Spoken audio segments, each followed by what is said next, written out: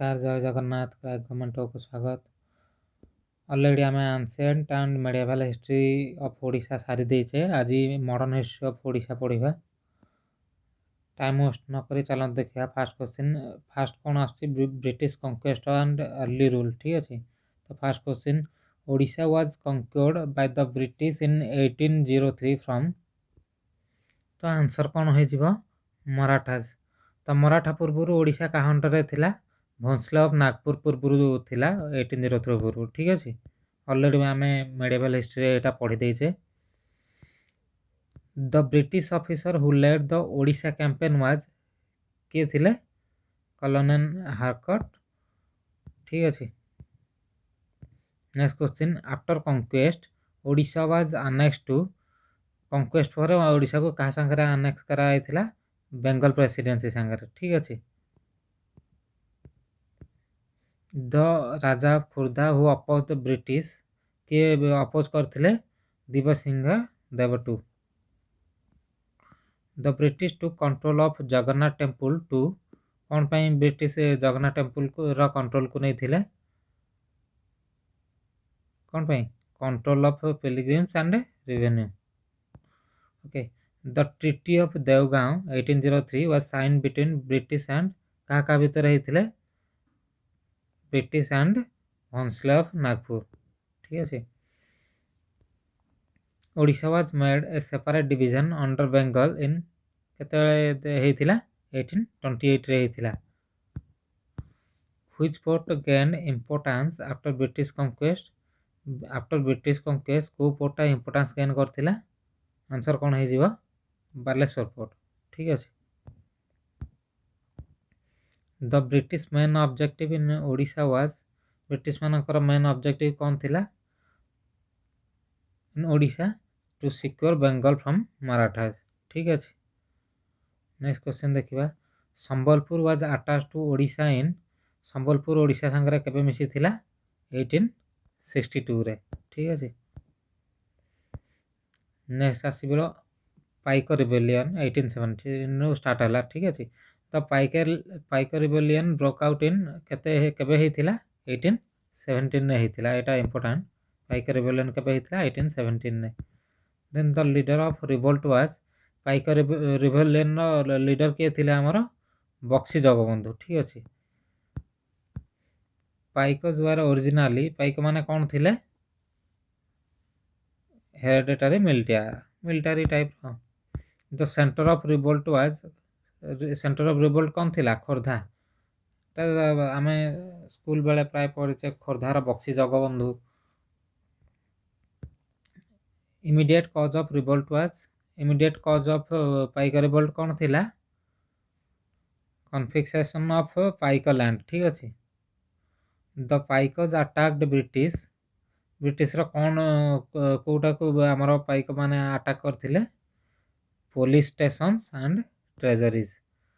The Raja of Khordha associated was. तो पाइक rebellion रे खोर्धार को राजा एसोसिएट थिले दिव्य सिंह देव टू। ठीक अच्छे। नेक्स्ट क्वेश्चन चलन देखा रिवोल्ट वाज सप्रेस्ड बाय। तो पाइक रिबेलियन को कहा द्वारा केबे सप्रेस होइथिला 1880 रे सप्रेस कराइथिला बाय ब्रिटिश फोर्सेस। तो बक्सी जगबंधु वाज लेटर बक्सी जगबंधु कौन कौन कराइथिला लास्ट रे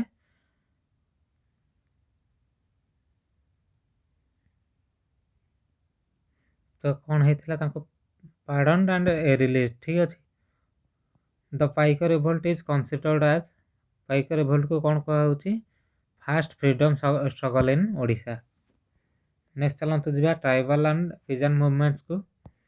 the Sambalpur revolt was led by Sambalpur revolt कहा द्वारा लीड करा वीर सुरेंद्र साय द्वारा लीड करा। ठीक अच्छे।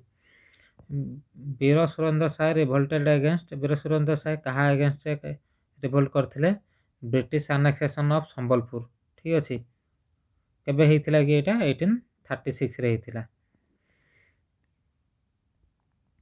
द कंध अपराइजिंग अकर्ड इन कोठी होइथिला कंधमाल होइथिला।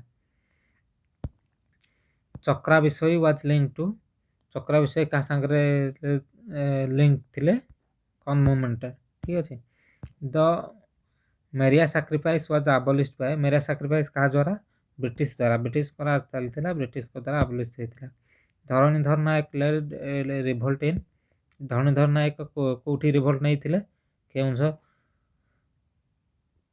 देखो ये ना गुड़ा actually Dharanidhar Nayak medical college अच्छी केउंझर रे देन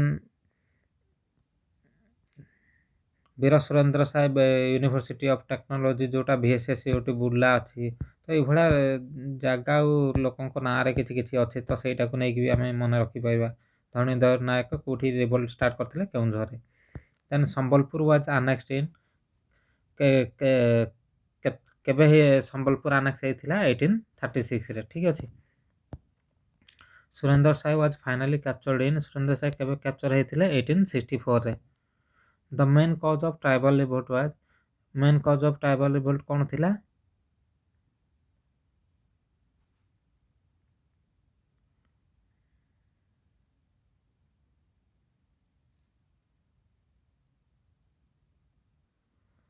कौन ब्रिटिश लैंड पॉलिसी ठीक अच्छे Chakra Bisoi claimed to be incarnation of कहार थिले कल्कीर इनकार्नेशन ठीक अच्छे चलो देखिए नेक्स्ट चैप्टर कौन ओडिशा फेमिन ऑफ 1866 ठीक अच्छे ओडिशार जोटा 1860 फेमिन होता ता ना कौन थिला नौक फेमिन जोटा को आम नौक दुर्भिक्ष बोली कहूले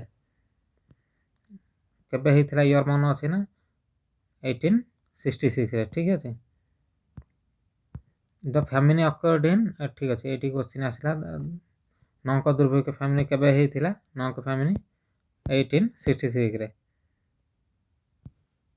मेन कज थिला फैमिली कौन थिला ड्रॉट एंड मिसमैनेजमेंट ठीक अच्छे मोस्ट अफेक्टेड एरिया कौन थिला हमर नौक दुर्भिक्ष बेले मोस्ट अफेक्टेड थिला कटक आउ पुरी बेल्ट अप्रोक्सीमेटली केते लोक मरथिले एटा 20 lakh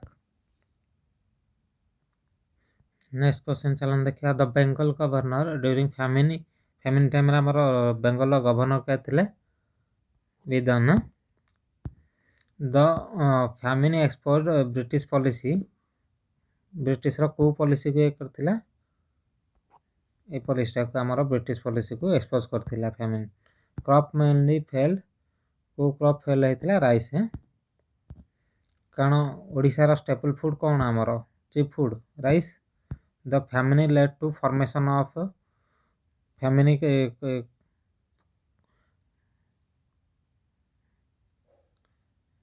lead to formation of family commission ठीक अच्छे the family highlighted need for कौन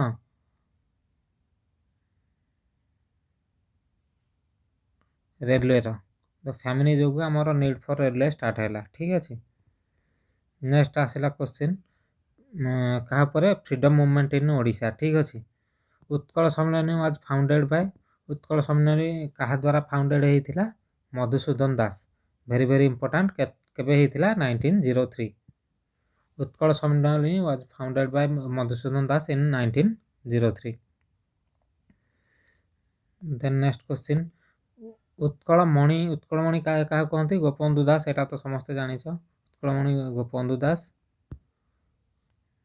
the newspaper Samaj Samaj कहा द्वारा समाज कहार द्वारा प्रतिष्ठा होता समाज को ऑब्वियसली गोपबंधु दास एटा समस्ते जानते सत्यवादी स्कूल कहा द्वारा होता गोपबंधु दास को द्वारा होता यही पार्टा इंपोर्टेंट क्वेश्चन भल से मन रखिए सल्ट सत्याग्रह एट इंचुड़ी वाज लेड बाय आमर जमी दांडी सल्ट सत्याग्रह होता से भाया ओडिशा भी इंचुड़ी ठारे इंपोर्टेंट एटा मन रखु इंडियार जमी दांडी सत्याग्रह होता ओडिशा सेमती इंचुड़ी ठारे सत्याग्रह होता तो यहाँ को किए लीड करते गोपबंधु चौधरी मन रखिए भल से Gopabandhu Choudhury non cooperation movement started in Odisha Odisha रे नॉन कोऑपरेशन मूवमेंट केबे स्टार्ट होता 1920 रे द बानर सेना वाज एक्टिव ड्यूरिंग बानर सेना केबे एक्टिव होते क्विट इंडिया मूवमेंट टाइम रे ठीक अच्छे the Prajamandal movement was against Prajamandal movement कहा अगेंस्ट थिला फ्यूडल स्टेट ठीक अच्छे उत्कल गौरव किए এটা তো ସମସ୍ତେ ଜାଣିଛନ୍ତି ଉତ୍କଳ ଗୌରବ ଆମର ମଧୁସୂଦନ ଦାସ।